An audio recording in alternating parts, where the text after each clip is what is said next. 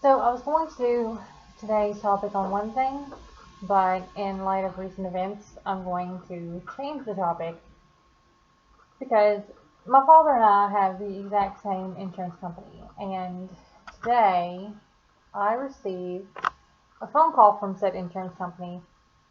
I assumed that it related to me or my husband. It did not. It was my dad's insurance company. They wanted to know um, where he was. They had not been able to contact him. Um, they had received word that he had stopped going to therapy. Um, so they just basically wanted to know what was going on. And I informed this woman that I didn't know. Um, I gave her a brief, a little rundown of basically a synopsis of what had occurred. Um, and the woman said that that was sad to hear. Unfortunately, she, well, she said unfortunately, but I'm not so sure that it's unfortunate. I'm still listed as the next of kin for his insurance, so they have to um, notify me of certain things. Uh, so yeah, they were looking for him. They hadn't been able to locate him. They basically just wanted to check up and see how he was doing. Of course, being his insurance company, they have access to his medical, records because they have to pay out on certain things. Um, so they're aware of my dad's condition. They're aware that um, he has been diagnosed with alcoholism. Um, when you go to the hospital and you have withdrawal symptoms or DTs, you're pretty much right there labeled with substance abuse disorder, which is basically, in his case, alcoholism. She did inform me that they had removed his license. He does not own, or he does not have in his possession a license. He was supposed to turn it in within so many days. As far as she knows, he did, but she wouldn't know that he didn't.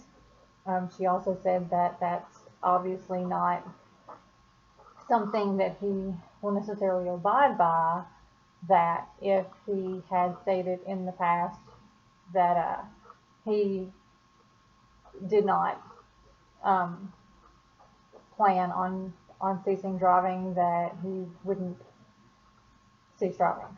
Um, so, I don't know. Anyway, I gave her his cell phone number, and um, she said that I guess you could hear in my voice that I was concerned. Um, in the beginning, when she called, she basically just said that they had not been able to reach him. She did not yet notify me that he had not been going to therapy. We talked for a minute. I called her up. I gave her the phone number. She called my father. She said that if she got a hold of him, she would call me back and update me. But if she didn't get a hold of him, then she wouldn't bother me. Of course, either way, I wanted her to call me back because regardless of how screwed up my relationship with my dad is, he's my dad and I love him, so I want him to be safe. Um, so anyway, she does call me back. She notifies me of the therapy issue, and then she said that he informed her that he was taking care of a 5-year-old child and that she was concerned. Um, Me too, lady. Me too. That's kind of what started this whole thing between me and my father this go round. Was he threatened to kill me because I was concerned about him and my nephew. So, uh, she did tell me that he's not sober, so that's good. And she said that he hadn't had any strokes since he was released from the hospital this time, so that's good. Um, it was just, it's amazing how you can live your life from day to day and kind of forget about this huge thing going on in your life because you don't deal with it every day, and then a phone call. One phone call brings it all back into focus, and you realize that, oh, oh yeah, like that's still a thing. I don't see him every day. I don't talk to him, but that's still a thing. He's still out there. He's still taking care of my nephew. It's still a fucked up situation, and oh yeah, the woman did say that she felt very sorry for me that her father was an alcoholic, and so she completely understood how I had to make that decision to leave. And then I laughed and I was like, it wasn't really even my decision. I would have stayed. I would have stayed. I would have put up with it. But my husband, he couldn't go to work. He was afraid that if he went to work, he would come home and I wouldn't, be there. That it would either drive me over the edge and I would try to kill myself, or that my father would kill me. Um,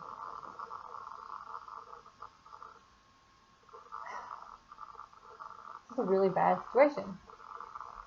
A really, really bad situation. And I don't know, the phone call just all kind of brought it back, and it upset me because, all the anxiety and the stress.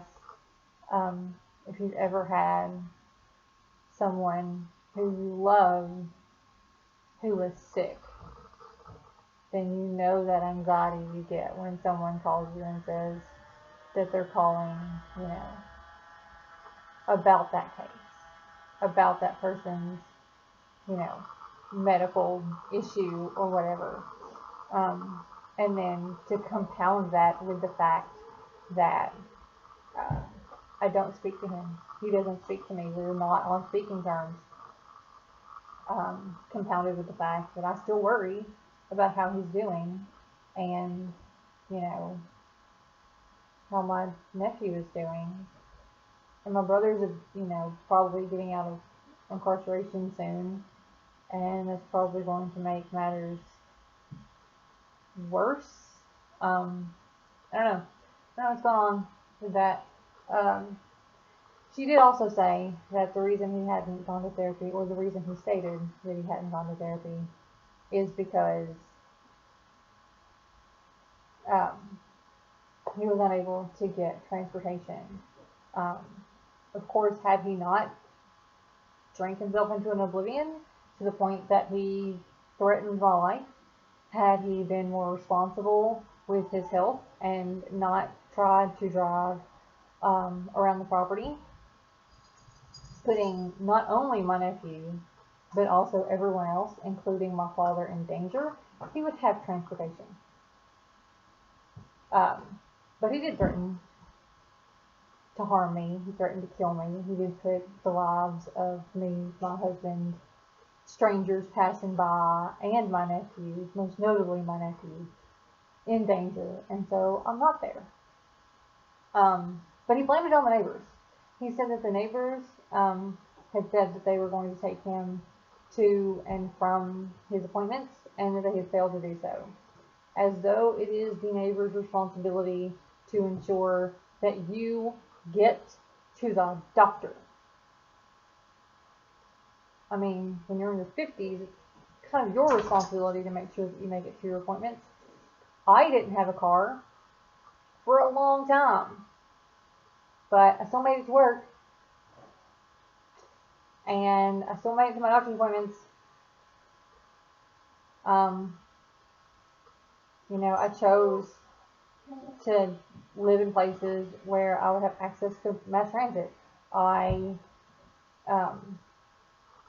arranged well ahead of time to have a ride to and from. You're an adult, figure it out. So I don't feel guilty about that. That's a lie. I do feel guilty about that. I feel guilty about everything. And I know that I shouldn't, because I did the best that I could. I went there. I took care of him. I took care of my nephew. Um, I went out and bought a laptop just so that I could do schoolwork while running him around town because I was going above and beyond what I had agreed to do. Because I had agreed to live there and take care of him, make sure he got his medicines, make sure he got to the doctor's appointments. I did not agree to run around town needlessly trying to get loans for boats and trailers and things that we did not need. I didn't agree to run around town buying needless things that could have waited. But I put my schoolwork off to do those things to make it easier, to make it better for him. I think this has made me angry again. The whole situation.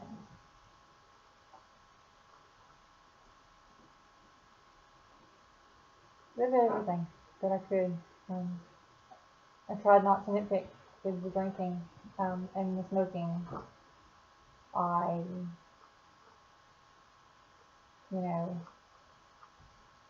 I tried.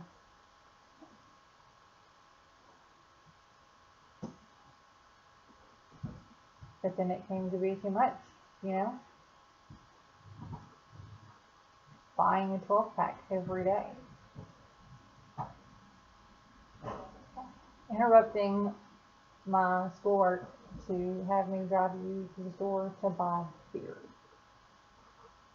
Driving your tractor and your lawnmower when you don't even know where Jalen is. When you don't even know if he's with the neighbors.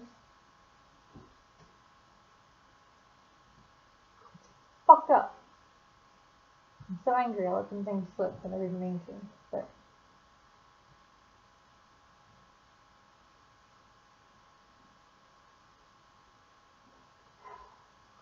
and then here I am spending my entire weekend running around getting things that the kid needs, getting things that my dad needs, making sure there's groceries and everything's in line so that the next week can be taken care of. And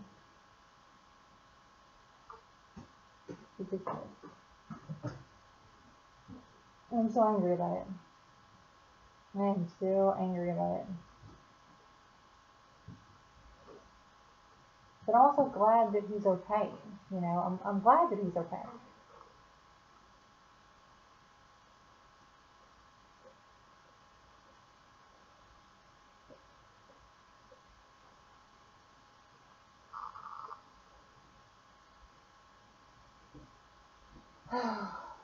I don't know. I don't say it's upsetting. I'm glad he's okay. I really am glad that he's okay. It's okay he's not going to therapy.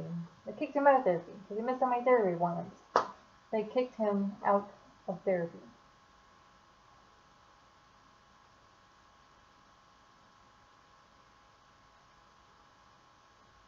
It is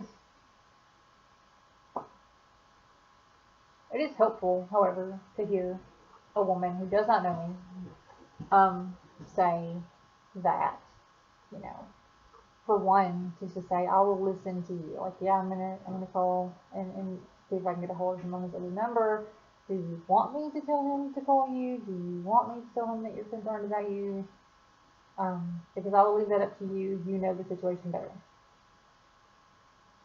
And that was just nice because so many people don't say that. They're like, well, here's what you should do. Well, I mean, no. I know the situation. I've lived this situation for 33 years. I know what the situation is. Okay? I know how to deal with this. I know how to handle this the best that I can. You're a stranger, you know nothing. Or in other circumstances, you've known him for a year or two. You don't know anything. It's also just nice to hear this woman saying, I understand why you left and you made the right decision. I understand why you called Child Protective Services, and that was the right decision. Because those were hard decisions for me to make. I mean, I had the choice between staying and taking care of a man who hates me, um, who might have injured me, and putting myself in the same situation that I was in when I was a small child, or leaving that situation and feeling guilty about leaving that situation, but, being with my husband who loves me and supports me and won't harm me. And it doesn't sound like it's a hard decision to make, but it is a hard decision to make because I love my dad and I want to help my dad. And every time I got that phone call, telling me that he was in the hospital again, it was terrifying. Is he gonna die this time? Is he gonna be okay? Is he gonna lose function? What's the deal? What's going on?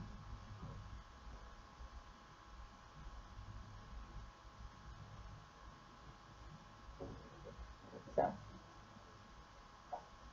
I think what I should have done in retrospect is when they called me and asked me if I was going to be his caregiver, I should have just said no.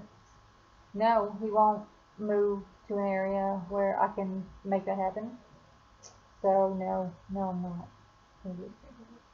Because then he would have gone directly into long-term care, and I wouldn't have to worry about him, and I wouldn't have to worry with the kid. I didn't do that. I didn't do that. Should have done that. Hindsight is 2020.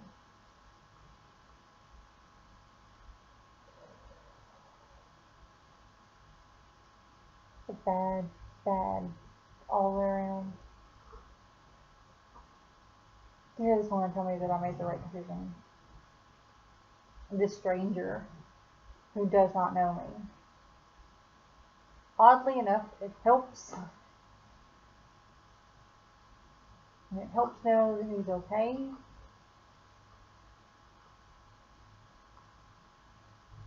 But, man,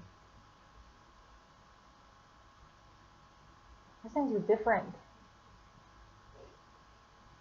Mostly you just done what he was supposed to and listen to the doctors and not drank like a fish and not threatened to harm me and not almost ran over my nephew and so on and so forth. I wish that it had been different.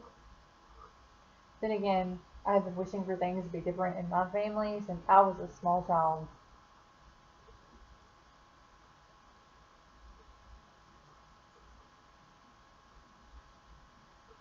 I read in one of my psych classes, abnormal psychology, we were talking about like suicide in children. And while it is fairly, it's not completely abnormal for a teenager, it's fairly common for teenagers to attempt suicide. Um, it's very rare for young children. And I started attempting suicide when I was 8. I started attempting suicide when I was a young child.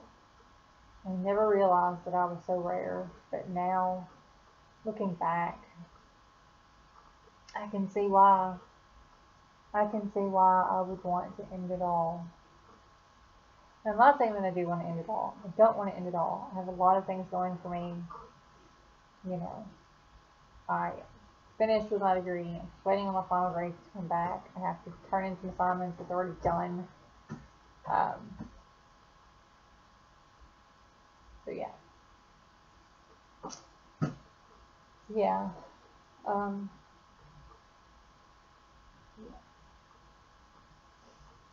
I get it. Life sucks. Life sucks. And that family dynamic isn't changing anytime soon. Because apparently I am the only one in the family who was like, you know what? I fucked up. I admit that I fucked up. I admit that I am not completely healthy. And I am making steps towards getting mentally healthy. I stood up and I said that and I got help. I got treatment. And now I am so much better and I'm so much more stable, and I'm a better citizen, I'm a better friend, I'm a better partner.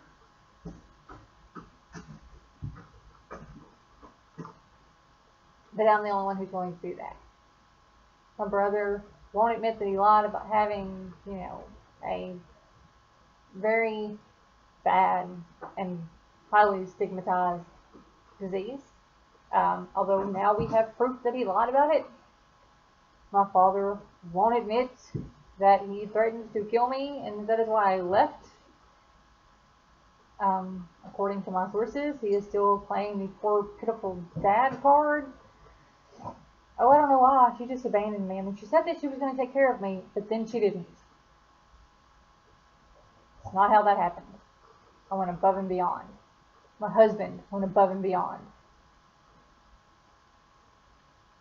Okay, I'm just being angry now, so I'm going to stop. But anyway, I was able to get that off my chest. I'll probably also get it off my chest again when my husband gets home, because I normally tell him about stuff like this. But anyway, I'm going to go now, and I'm going to watch TV, because I have been marathoning Haven, and it's a very interesting, it's weird show. But yeah, I'm gonna go do that now, and I will be back tomorrow. Yeah.